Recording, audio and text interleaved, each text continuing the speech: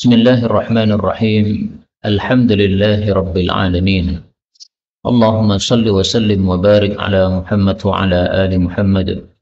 Allahumma anfa'na bima 'allamtana wa 'allimna ma yanfa'una wa zidna ilma wa barik lana fi ilmina warzuqna al-ikhlasa fil qawli wal 'amali kamila wa 'ilman nafi'an la yunsa wa tawfiqan daima wa sihhatan wa yaqinan wa 'afiyah. Allahumma sayyiban nafi'a, Allahumma sayyiban nafi'a, Allahumma sayyiban nafi'a, amin ya rabbal alamin. Alhamdulillah, kaum muslimin rahimani wa rahimakumullah. Kita lanjutkan kajian tafsir Al-Quran, satu hari satu halaman. Dan kita sudah sampai pada halaman 162 surah Al-A'raf ayat 88 sampai 95 insyaallah ta'ala.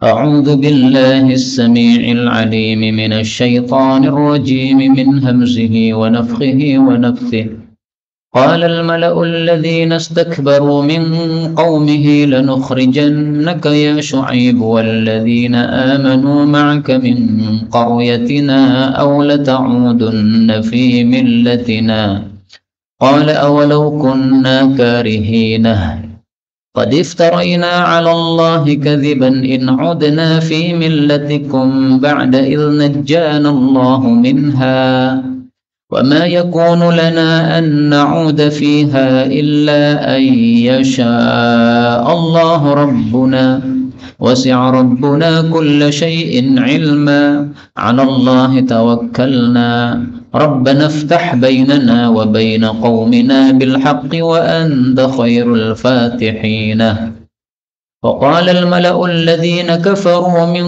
قومه لئن اتبعتم شعيبا إنكم إذا لخاسرون فأخذتهم الرجفة فأصبحوا في دارهم جاثمين الذين كذبوا شعيبا كأن لم يغنوا فيها الذين كذبوا شعيبا كانوا هم الخاسرين فتولي عنهم وقال يا قوم لقد أبلغتكم رسالات ربي ونصحت لكم فكيف آسي على قوم كافرين وما أرسلنا في قرية من نبي إلا أخذنا أهلها بالبأساء والضراء لعلهم يضرعون ثم بدلنا مكان السيئة الحسنة حتى عفوا وقالوا قد مس آباءنا الضراء والسراء فأخذناهم بغتة وهم لا يشعرون. Alhamdulillahi rabbil alamin. Allahumma arhamna bil Qur'ani amin. Pada ayat-ayat yang kita baca ini ada beberapa kata yang boleh dibaca dengan dua bacaan. Yang pertama,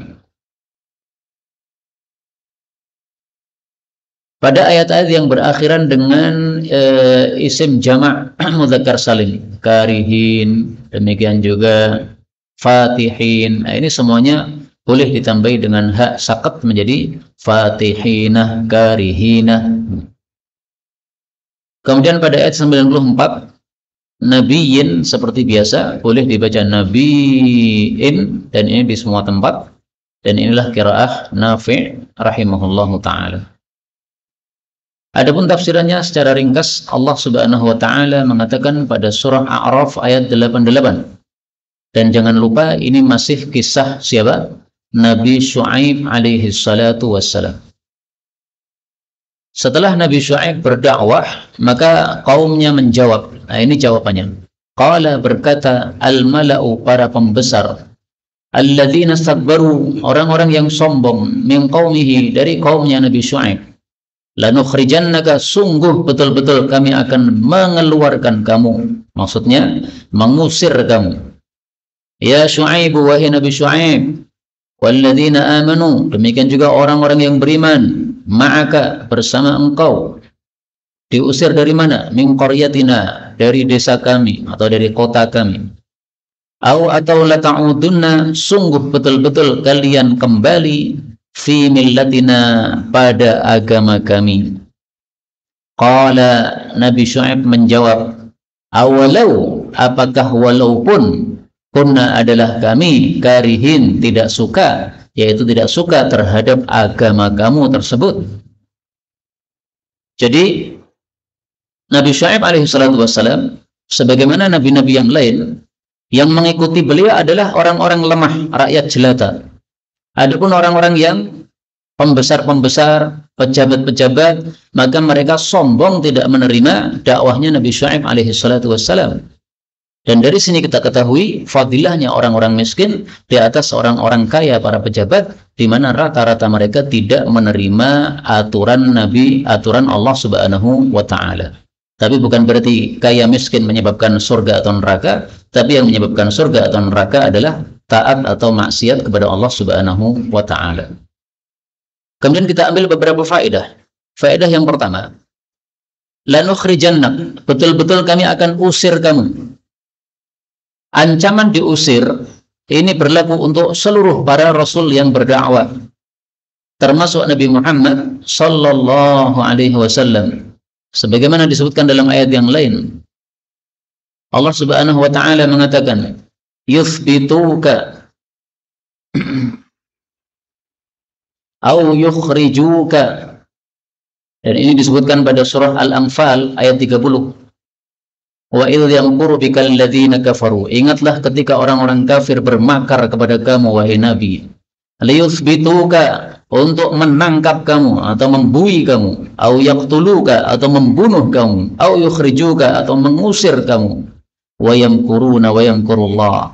Tetapi mereka berbuat makar, Allah pun membalas makar mereka. Nah, maka setiap nabi yang membawa dakwah tauhid ini, mereka akan diusir atau dimusuhi oleh kaumnya, termasuk Nabi Yuna Muhammad sallallahu alaihi wasallam. Karena itu kalau pengikut Nabi Muhammad sallallahu alaihi wasallam berdakwah di suatu tempat, kemudian diusir-usir, mengadakan pengajian kemudian diusir, ini sesuatu yang biasa. Ini terjadi juga terhadap Nabi Muhammad sallallahu alaihi wasallam.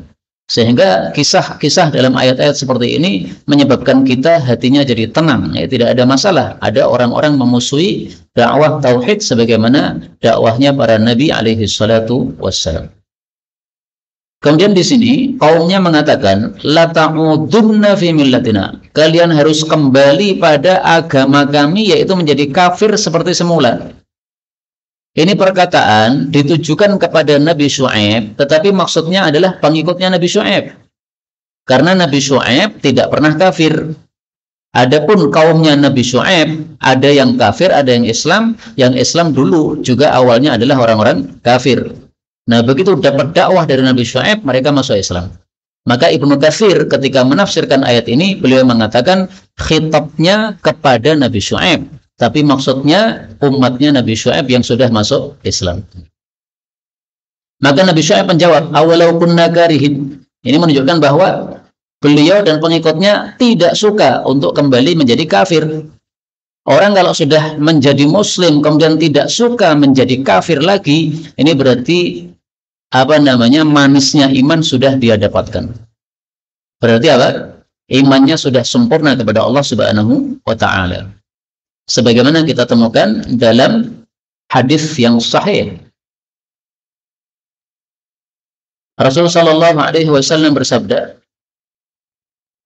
anqadhahu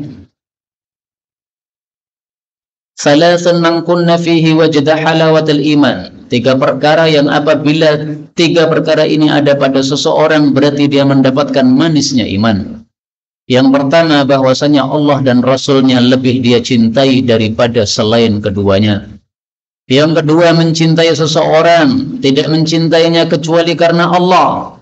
Dan yang ketiga, dia tidak suka untuk kembali menjadi kafir setelah Allah selamatkan dia dari kekafiran, sebagaimana dia tidak suka untuk dilempar ke dalam api neraka. Hadis muttafaqun alaih. Nah, maka kita bisa menimbang diri kita masing-masing. Apakah tiga ini sudah ada pada diri kita? Kalau sudah ada, berarti kita sudah mendapatkan manisnya iman.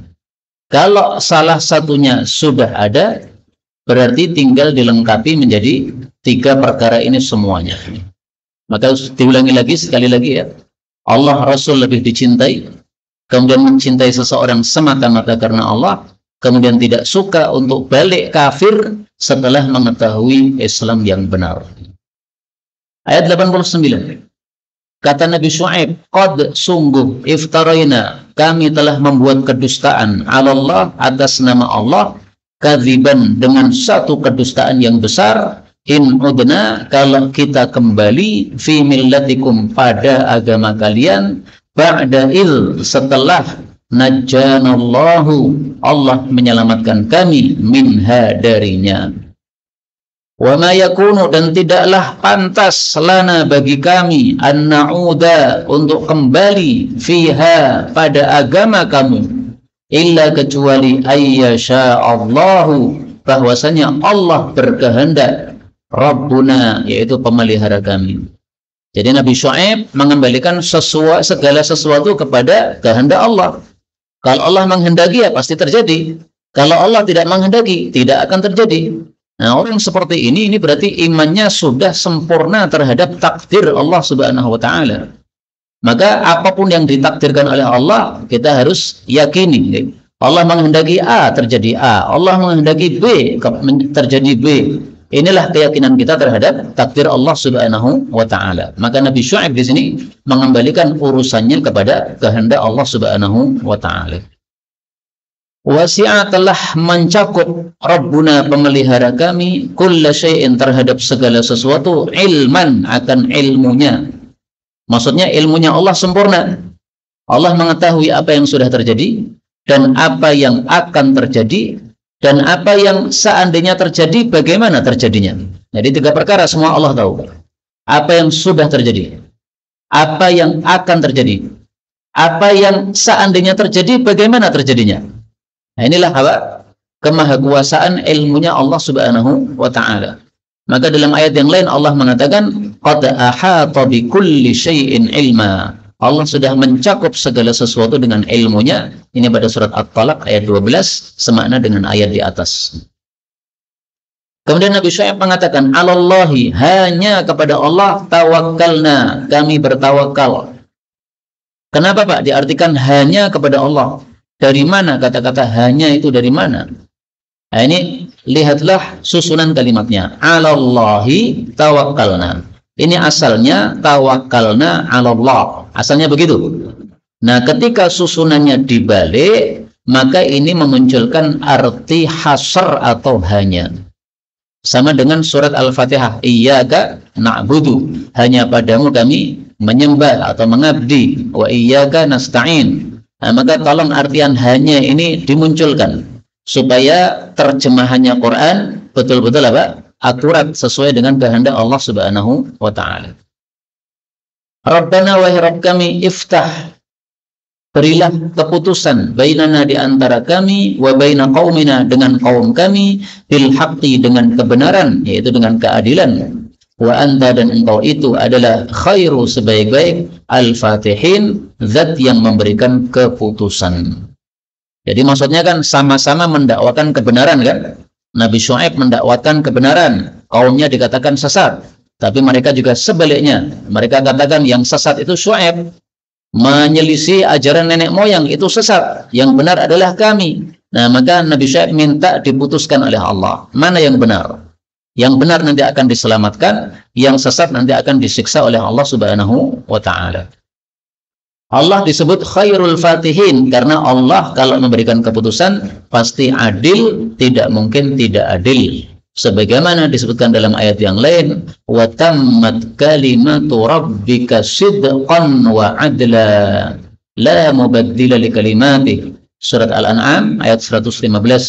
Dan telah sempurnalah ketetapan pemeliharamu, ketetapan yang jujur dan adil. Ayat 90. Wa qala, dan berkata, al-mala'u, para pembesar, alladzina kafaru, yaitu orang-orang yang kafir, min qaumihi, dari kaumnya Nabi Syuaib, la in, sungguh jika ittaba'tum, kalian mengikuti Syuaiban, Nabi Syuaib, innakum, sesungguhnya kalian, idzan, kalau begitu, la khasirun, sungguh orang-orang yang rugi. Jadi orang kafir itu merasa dalam kebenaran, sehingga menganggap yang mengikuti Nabi itu rugi. Maka seperti yang saya katakan tadi, semuanya saling merasa paling benar. Umat Islam merasa paling benar, tidak ada agama yang benar selain Islam. Demikian juga orang Nasrani begitu, demikian juga orang Yahudi begitu. Nah, maka dibutuhkan kepada keputusan hukum dari Zat yang Maha Tahu, yaitu Allah Subhanahu wa taala. Dan kita teringat dengan ayat yang semisal dengan ayat ini, di mana orang-orang kafir menganggap orang-orang beriman itu terkecoh oleh agama mereka. Surat Al-Anfal ayat 49. Idz yaqulul munafiqun, orang-orang munafik berkata, walladzina fi qulubihim marad, demikian juga orang yang hatinya penuh penyakit, gharra, telah menipu haula'i, terhadap orang-orang beriman itu, dinuhum, agama mereka. Jadi kita umat Islam melakukan ajaran Islam ini dianggap tertipu oleh agama kita. Kenapa harus zakat kayak sudah mencapai nisab hartanya? Nah, itu dianggap ditipu oleh agamanya sendiri-sendiri. Karena kita sudah lelah-lelah kumpulkan harta, begitu harta terkumpul harus dibagi-bagikan. Nah, menurut mereka ini adalah apa? Tipuan dalam agama. Kalau kita umat Islam tidak menganggapnya sebagai tipuan, tapi kita menganggapnya sebagai aturan yang sangat membersihkan jiwa manusia. Karena kalau manusia tidak diatur seperti ini, nanti pasti jiwanya akan suka dengan harta, tidak keluarkan zakat, sehingga akan binasa dengan harta tersebut. Tapi oleh Allah diatur, okay?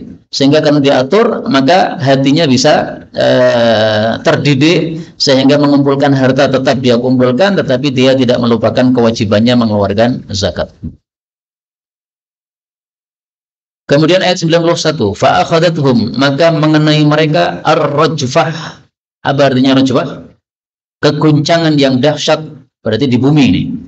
Fa'asbahu, maka mereka menjadi fi darihim, pada kampung mereka, jathimin, mati. Kalau bahasa kasarnya mampus. Jadi siksaan mereka datangnya dari bumi, ar-rajfah. Tapi kalau kita lihat ayat-ayat yang lain, ternyata siksaan mereka tidak hanya datang dari bumi. Ada siksaan yang datang dari langit. Mari kita lihat beberapa ayat yang lain. Allah sebutkan pada surat Hud ayat 94. Masih kisahnya Nabi Syuaib. Allah mengatakan, wa akhadatil ladzina zalamus sayhah. Orang-orang zalim, yaitu kaumnya Nabi Syuaib, terkena sayhah. Sayhah adalah teriakan yang keras dari langit. Nah, begitu teriakan terdengar dari langit keras, maka mereka tidak kuat mendengarnya sehingga menyebabkan kematian. Jadi bayangkan, Pak, teriakan keras menyebabkan kematian. Pernah nggak kita ngalami seperti itu? Na'udzubillahi min syarri dzalik. Ini berarti siksaan yang sangat dahsyat dari Allah Subhanahu wa taala. Kemudian disebutkan juga pada surat Asy-Syu'ara ayat 187 dan seterusnya. Bahwasanya Allah mengatakan fa'akhadahum, maka mengenai mereka adzabu yaumidz dzullah, siksaan hari yang ada naungan. Yang dimaksud naungan ini adalah awan. Tapi awannya tidak membawa hujan, tidak membawa sejuk, tapi awannya malah mengandung percikan-percikan api. Berarti siksaan mereka totalnya ada 3. Dari bawah ada gempa yang dahsyat, dari atas ada teriakan yang keras, kemudian ada awan yang menyiksa mereka. Nah, Ibnu Katsir dengan sangat lincahnya, dia mengatakan 3 siksaan ini semuanya setimpal dengan tingkah mereka. Pertama, kenapa mereka ditimpa dengan keguncangan? Karena mereka mengguncang hati kaum muslimin dengan menakut-nakuti akan mengusir mereka. Nah, maka oleh Allah dibalas keguncangan dengan keguncangan. Kenapa mereka disiksa dengan sayhah, teriakan? Karena mereka berteriak kepada Nabi mereka, mengatakan, as-salatuka ta'muruka an natruka ma ya'budu aba'una. Apakah salatmu menyuruh kamu untuk meninggalkan sesembahan-sesembahan kami?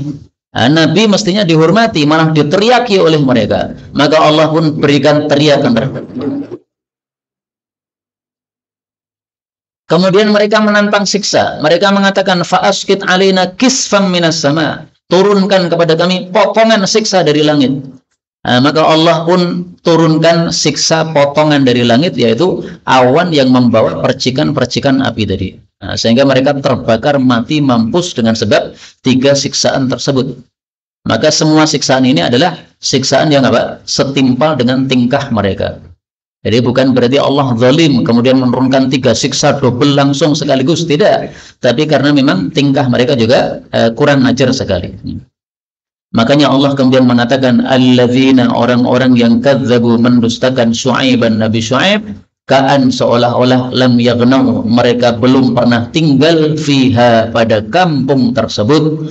Alladzina, orang-orang yang kadzabu Syuaiban, mendustakan Nabi Syuaib, kanu, adalah mereka humul khasirin, mereka lah orang-orang yang rugi. Jadi maksudnya mereka mati semuanya tanpa tersisa, tidak menyisakan sisa, sehingga seolah-olah mereka tidak pernah tinggal di kampung tadi. Kalau kita mati kan masih ada bekasnya kan, ini ada kuburannya Pak Fulan, nah masih ada sisanya. Tapi mereka dihabiskan oleh Allah Subhanahu wa Ta'ala tanpa meninggalkan sisa sama sekali, seolah-olah nggak pernah tinggal di kampung tadi. Maka kampungnya menjadi kampung mati, kampung yang kosong, karena sudah habis dengan siksa Allah Subhanahu wa Ta'ala. Na'udzubillahi min syarri dzalik. Nah, mungkin panjenengan bayangkan gempa Turki yang sangat dahsyat itu, sampai ada lubang besar di bumi. Nah, kalau lubangnya sebesar itu, semua orang mati, mampus masuk ke dalamnya, nah tentu saja tidak ada bekas sama sekali. Dan ini bukan gempa biasa yang dikirimkan oleh Allah, ini adalah rajfah yang merupakan siksaan untuk mereka, sehingga pasti lebih dahsyat daripada gempa Turki yang sekarang kita dengar ini. Kemudian ayat 93, Allah mengatakan fatawalla, maka Nabi Syuaib berpaling, yaitu meninggalkan, anhum, dari mereka.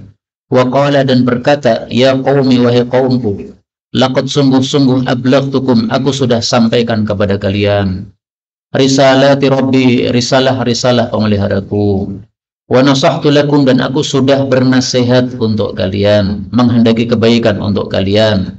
Fakaifa, maka bagaimana, asa, saya sedih, ala qaumin kafirin, terhadap orang-orang yang kafir. Maksudnya saya nggak perlu sedih melihat kalian habis mampus. Kenapa? Salah kalian sendiri. Sudah saya nasihati, tidak menerima. Sudah saya sampaikan teguran dari Allah, tidak diterima. Ya sudah, maka kalian disiksa oleh Allah sampai habis, saya nggak susah. Kenapa nggak susah? Kalian yang salah sendiri. Kalau diturunkan siksa padahal mereka belum ditegur, nah, mungkin Nabi Syuaib susah. Ini kenapa Allah turunkan siksa padahal belum ditegur? Ini sudah ditegur berkali-kali, tapi masih nekat. Nah, berarti memang pantas untuk disiksa oleh Allah Subhanahu wa Ta'ala. Dan ini perkataan Nabi Syuaib ini, ya qaumi, wahai qaumku, ini beliau ucapkan setelah mereka dihabiskan oleh Allah, setelah mereka mati. Maka muncul pertanyaan, orang mati kalau diajak ngomong, apakah orang mati bisa mendengar? Nah, maka penjelasannya sudah lewat pada kisah Nabi sebelumnya. Sama juga Nabi sebelumnya mengatakan seperti ini, dan sudah kita jelaskan bahwa orang-orang kafir yang sudah mati pun, mereka ketika diajak ngomong oleh Nabi mereka ini, mereka bisa mendengar suaranya, tapi tidak bisa menjawab ucapan tersebut. Kasusnya sama dengan kasus perang Badar. 70 orang kafir mati oleh Nabi, dibuang di sumur Badar. Lalu Nabi mengatakan kepada mereka, gimana wahai orang-orang kafir, bukankah kalian sudah mendapati janji Allah benar? Nah, Nabi ditanya, ya Rasulullah, sudah mati kok diajak ngomong? Maka beliau mengatakan, mereka masih mendengar suara saya. Kamu tidak lebih mendengar daripada mereka. Maksudnya sama-sama mendengar, tetapi mereka tidak bisa menjawab ucapan saya. Nah, maka ini perbuatan Nabi Syuaib alaihissalatu wassalam ini bukan perbuatan sia-sia, karena ucapan ini masih bisa terdengar oleh kaumnya yang sudah mati. Ayat berikutnya 94. Wa ma arsalna, dan tidaklah kami mengutus fi qaryatin, pada satu kampung atau satu desa atau satu kota, min nabiin, dari seorang nabi pun, illa, kecuali akhadna, kami siksa, ahlaha, penghuninya, bil ba'sa'i, dengan sakit-sakit, wadh-dharra'i, mohon maaf, bil ba'sa'i, dengan kefakiran-kefakiran, wadh-dharra'i, dan penyakit-penyakit, la'allahum, supaya mereka itu yadh-dharra'un, tunduk kepada Allah Subhanahu wa Ta'ala. Jadi ba'sa dengan dharra' itu sama-sama madarat, Tapi bedanya kalau baksun itu madarat pada harta, miskin, kebakaran sehingga meludeskan harta, kebanjiran sehingga hartanya rusak semuanya. Nah, itu namanya adalah baksa. Tapi kalau dharra ini adalah madarat yang terjadi pada tubuh, penyakit yang mematikan, kemudian virus COVID dan sebagainya, itu adalah dharra. Untuk mengingat-ingat bahwa perbedaan baksa sama dharra adalah kalau baksa itu untuk harta, panjenengan ingat-ingat pada surat Al-Hajj ayat 28. Allah mengatakan wa at'imul ba'isal faqir. Berilah makan dari korban kalian kepada orang yang ba'is, yang fakir. Nah, di sini kata-kata ba'is disandingkan dengan kata-kata apa? Fakir. Berarti baksa itu adalah madarat yang mengenai harta. Nah, ini supaya apa? Ingat saja. Maka di sini tulisan yang di bawah ini perlu saya ralat dulu nih. Karena baksa ini saya tulis di sini mayusibu abdanahum kal marad. Ini kebalik. Ini mestinya saya taruh sini. Untungnya teringat ini. Karena kalau nggak teringat, ini tulisan kebacut salah, kemudian tidak ada yang meralat, ini bisa menyesatkan orang. Makanya para ulama mengatakan nulis itu bisa menyebarkan kebaikan, bisa juga menyebarkan kesesatan. Kalau Anda nulis benar, ini manfaatnya banyak. Tapi nulis salah, waduh, madaratnya besar itu. Nanti banyak orang yang membaca tulisan kita sesat gara-gara tulisan kita nanggung. Maka hati-hati kalau nulis. Setelah nulis perlu dibaca ulang. Kalau sudah dibaca ulang, diteliti, ada kekurangan-kekurangan diperbaiki. Imam Syafi'i menulis kitab Risalah. Kemudian kitab Risalah ini dibaca oleh muridnya, beliau dengarkan. Setiap kali pembacaan, satu kali dari awal sampai akhir, pasti ketemu yang salah, diralat. Nanti membaca yang kedua lagi, ketemu salah lagi, diralat lagi. Membaca yang ketiga, salah lagi. Maka beliau mengatakan, subhanallah, Allah enggan untuk ada kitab yang tidak salah kecuali satu, yaitu kitab Al-Quran. Selain kitab Al-Quran, pasti ada salahnya.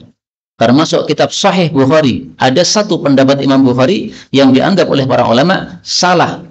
Bukan salah hadisnya, bukan. Hadisnya pasti benar. Tapi apa? Judulnya Imam Bukhari yang dianggap salah oleh para ulama gara-gara ya ada sedikit permasalahan di situ. Bukan di sini tempatnya untuk menjelaskan, tapi silahkan dicari pada kitab Fathul Bari. Nah, kembali ke sini. Jadi baksa ini adalah apa? Harta, kondisi harta, musibah pada harta. Dharra ini adalah musibah pada badan. Orang-orang kafir dikasih musibah harta dan musibah badan. Apakah mereka memperbaiki diri?